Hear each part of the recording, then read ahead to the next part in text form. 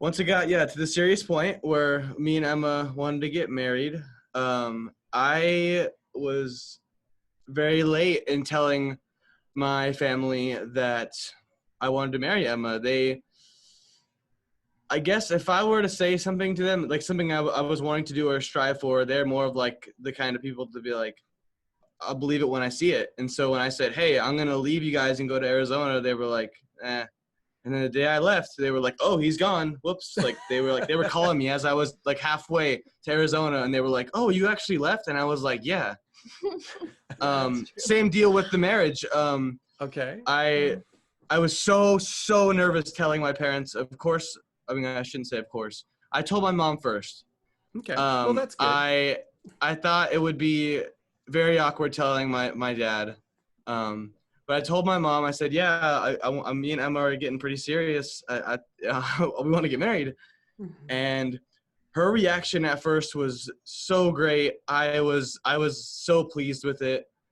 She was just talking about how much she loves Emma and how she supports it. And, you know, we are on a strong foundation. And then after marriage was the best thing ever. The weeks that followed were not good for her. She was very under stress.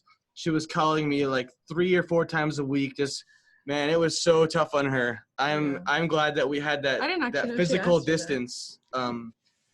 Because I think that I would have gone back on the pendulum because she is my mom. Right. And I didn't even like tell my dad I think we were getting married until way later on. Like, of course she told him. I think everybody it was like we assumed he knew because it was never brought up.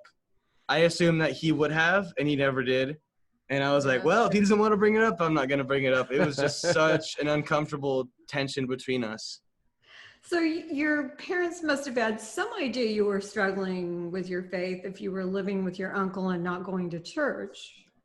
Surely well, he had told them already that he was not a Mormon. Yeah, so another big tension between something that caused a lot of tension between me and my mother. When I was living with her at my parents' house, she found your book. Oh yeah. I kept it hidden so no one would see it, and she found it, and that was not good. Yeah, she was like, "What is this anti-Mormon stuff?" Yeah, she was very upset about it, and she knew that. She told me she read it, but I really doubt that she did. Oh. Yeah, she said she did. She said she did. She said stuff about it that was like not in the book. So I was like, you didn't read that whole thing and feel at least a little bit convicted. Did you say that to her? No. Oh, okay. I was gonna say that's pretty bold, but no, I did not. All right. But I guess that was similar to when he had first told her what he does believe. It was kind of similar because she had said, you know, I love you no matter what. I support you no matter what. But then later she called and was like, well, I'm concerned about what you said. So it was kind of similar with like, we're getting married. And it was like, this is awesome. And then later it was like, well.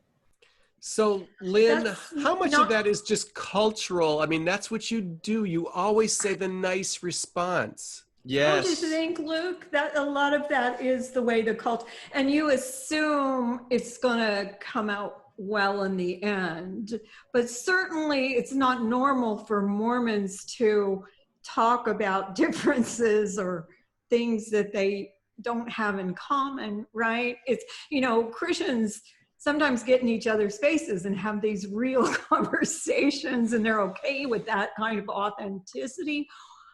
As a Mormon, I was very uncomfortable with that. And then look what God thrusts me into, right? Yeah, there's all this controversy. Oh, man. I'm sorry. Yes. So I would say the Mormon culture doesn't like that at all, right? They're very uncomfortable with... oh, yeah. Yeah.